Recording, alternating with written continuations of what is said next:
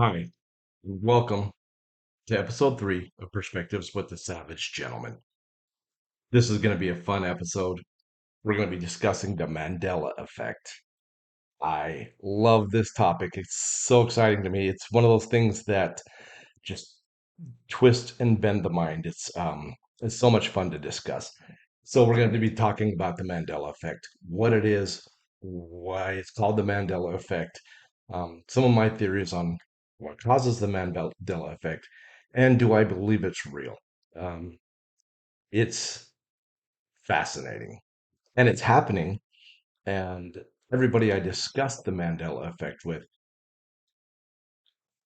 they agree it's happening with them as well. So um, it's going to be a fun show. Uh, to start off, there's a television show that I really love. It's called Eureka, um, and it deals not with the Mandela effect, but in a similar thing with which is parallel universe or altered timelines. Uh, in this show, there's a time shift where the the characters in the movie or in the series, they have an experience where they have a time travel situation. And when they come back to their own time, things are slightly different. There's been a shift. Um, a granite statue is now a bronze statue. Certain things might be spelled differently or uh, just slight differences.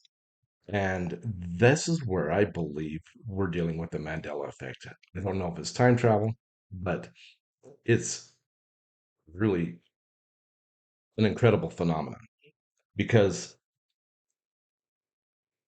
my memories are not my reality today. They're not anybody I talk to about this, their reality. They're altered. And, there's a lot of people discussing this, but it's real. The the memories I have, I can see them in my mind's eye. They're real. They're visceral. So how are they different? How is that reality not the same? How did it never happen? Some examples of really cool Mandela effect things. The Monopoly guy, the guy on the board game, Monopoly, in my memory as a kid, always had a monocle. Everybody I talk to remembers Monopoly guy with the top hat and the cane and the bag of money having a monocle. He definitely had one. But in this reality, the Monopoly guy on the board game never ever had a monocle. And how can that possibly be when everybody I know remembers him with a monocle, but he never had one? Uh, it's an altered reality from what I remember. Um, here's another good one is the Berenstain Bears. Everybody that I know that I grew up with remembers reading the children's book, The Berenstain Bears. But it wasn't the Berenstein Bears, it was the Berenstain Bears. Uh, it's not possible, but it's real. Like another good example, and everybody's gonna get this, is cup o noodles. Who remembers cup o noodles? Cup of noodles never existed. It's just cup noodles. I can clearly remember the cup o noodles with the cup and the O in the middle, and then the noodles on the label. And according to our reality, it doesn't exist and it never did. Another good one is the fruit of the loom. This one's probably one of the craziest ones to me. Whoever remembers the fruit of the loom um, garments, clothing, the fruit of the loom label was a cornucopia full of fruit. Everybody remembers that. But in our reality right now, fruit of the loom never had a cornucopia on their labels. You tell me if you remember it differently. Uh, Tinkerbell from Disney, when we were children, the credits would roll and Tinkerbell would flutter across the screen and then use her wand and dot the I with her wand. In our reality, she never did that. In today's reality, another good one is Raisin Bran. This one's really crazy too, because everybody remembers the son digging up the 2 scoops of raisins and stuffing them in the box. The son always had sunglasses on, but again, because of the Mandela effect, in reality, the Raisin Bran son never wore sunglasses. Think about your commercials when you were kids. Did the son have sunglasses? I would venture to guess almost everybody here would say yes. Um, Jif peanut butter. Who remembers Jif peanut butter? I don't. I remember Jiffy peanut butter. Jiffy.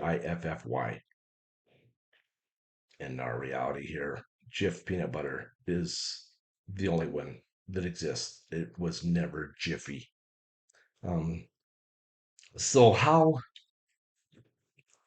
do we reconcile our memories that we have right now with or our reality that we have right now with our memories that are so clear and vivid in our head? Richard Simmons, uh, the personal trainer or the motivational trainer for pretty much every middle-aged woman in the country when I was growing up. I remember my mom watching Richard Simmons and dancing with the oldies or whatever. Never wore a headband in our reality. And all we remember him is with the arm sweatbands and the head sweatband. But in our reality here, he never wore it. And you can't find a video with him on it. Um, Ed McMahon, who did the Publishers Clearinghouse Prize Patrol, again, never did the Prize Patrol. Ed McMahon sponsored the uh, Publishers Clearinghouse, but he never went out on the Prize Patrol. And I vividly remember him with the big check knocking on the doors and saying, you just won $22 million or whatever. And uh, my memory is altered from the reality that we live in today. So here is the Mandela effect affecting everybody that I've talked to with the same exact memories that I have. So what's the explanation? How do we how do we know that our memories that we have now are real, or are they real for this timeline and false for an old timeline? So have we had some kind of a temporal shift where we were on a linear timeline one way and something happened and then all of a sudden we curved off a little bit and now we're on an altered timeline where things are just slightly different for us? um, that's one of my main theories. And we start to get into quantum physics and we start to get into quantum entanglement, which I will tell you right now, I have no absolutely understanding of any of it. Um, but I have done plenty of research and looking at what quantum physics is and quantum entanglement is and how it works. And it's fascinating. Don't understand it. Don't pretend to understand it. And I don't um, have any knowledge of physics whatsoever. So there's my disclaimer. But the the idea that we have shifted from the timeline we're on now to a parallel uh, uh, universe or a altered universe or an altered timeline is really fascinating. So here's a really interesting thing is the topic of CERN in Switzerland.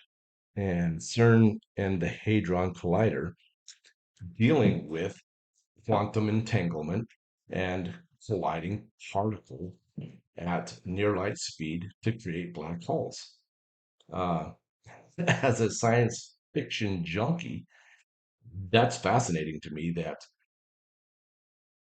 these this could even be done.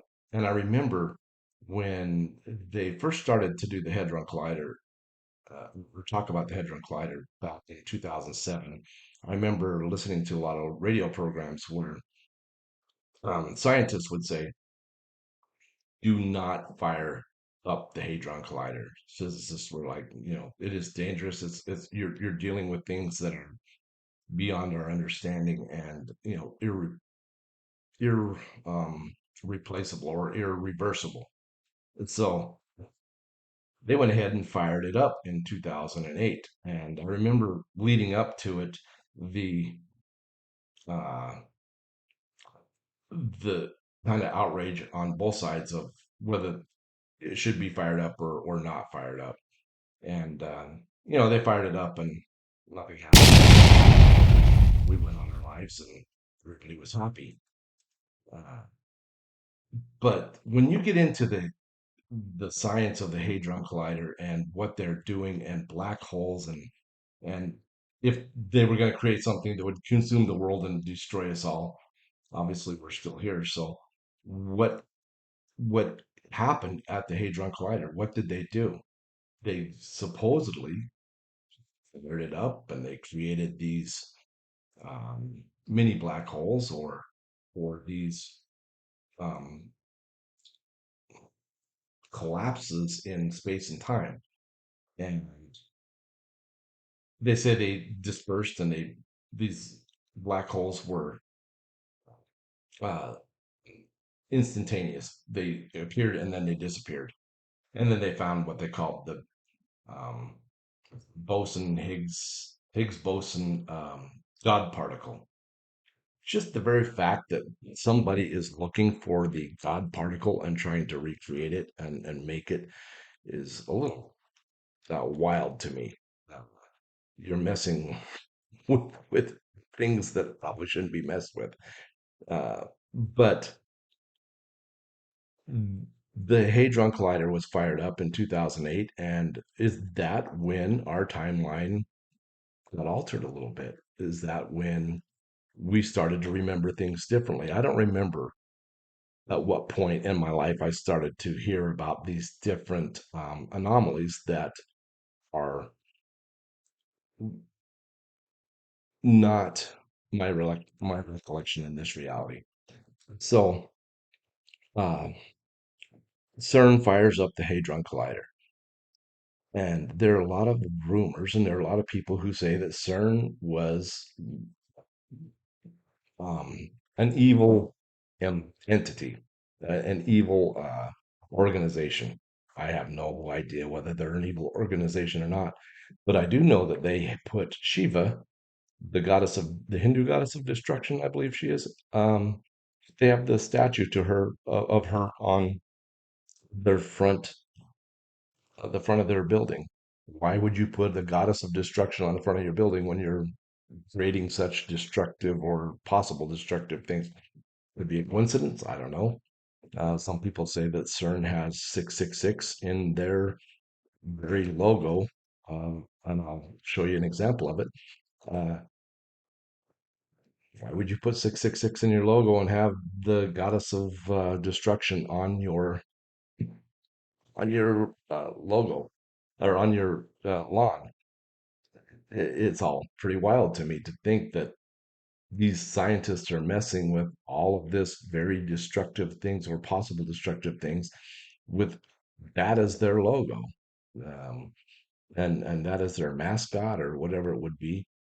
So CERN is a one of those things that what the heck, did they open up a portal, a different time portal? Did they wipe us all out? Did we not even exist anymore? And we're just remembering we're in an alternate universe right now. Uh, a trillion light years away, living as me in a slightly altered reality. It's wild. How would you even know that that was something that happened? You blink out, and the next thing you know, you're in your altered reality somewhere else on a completely different plane. Um, it's it's mind bending, and it's definitely something that uh, we should consider. Um, they talk about CERN dealing with quantum entanglement, and this is the thing that really kind of blows me away is quantum entanglement and what is it? How does it work? And why is it relevant to this conversation? You know, again, I have no idea about the physics of it all, but scientists have talked about the fact that there are these quantum particles, which is the smallest measure of a unit that the smallest unit that can be measured is the quantum particle. So these quantum particles uh, have when you're dealing with quantum entanglement, they have uh, a mirroring effect. So if one particle's spinning left to right, the other one's spinning right to left at the exact same time, and they're mirrored, uh, which is normal, except for the further they get away from one another, they still mirror each other identically. And the theory is that quantum entanglement is happening right now, where you can have a particle 100,000 light years away, uh, mirroring its opposite. So the altered the altered timeline thing, the quantum entanglement thing, the alternate universe thing, all is a fascinating type of theories, but are happening as far as our timeline is altered, our reality is altered. So, um, can you deny, looking at some of the examples that I've given or that are out there, and there are multiple examples out there that are able to be looked at and researched, that those memories, those things in the Mandela effect are um, not your reality? Or can you confirm that they're not your reality? It's like, the cup of noodles. Cup of noodles has always been cup of noodles. The Bible passage of the lion shall lie down with the lamb is the wolf shall lie down with the lamb in this reality. And nobody I've ever talked to remembers it as the wolf will lie down with the lamb. Everybody remembers it as the lion. Um, it, it it's just wild to me how our memories are not real, and how people are trying to discount what is happening, saying that um, we perceived things differently when we were growing up to remember, so our memories are false. And I don't know how I could perceive Jif peanut butter being Jiffy peanut butter. I don't know how I can perceive um, Tinkerbell not having flown across the screen and dotting the I when I visually and clearly can remember that as an example that happened. Uh, so when people try to say we're remembering it wrong, again, I bring it back to, if it was just me or a few other people remembering it wrong, that might be one thing. But when everybody remembers it the opposite way, it has to be something. There has to be some truth to the fact that the Mandela effect is happening. The Mandela effect is called the Mandela effect because of Nelson Mandela, who people remember him having died in prison in the 80s.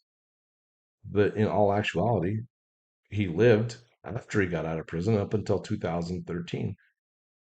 But there are many, many, many people remembering him having died in prison. So how is it that um, the two different memories are conflicting with one another, other than the fact that one happened in one timeline and it didn't happen in another timeline?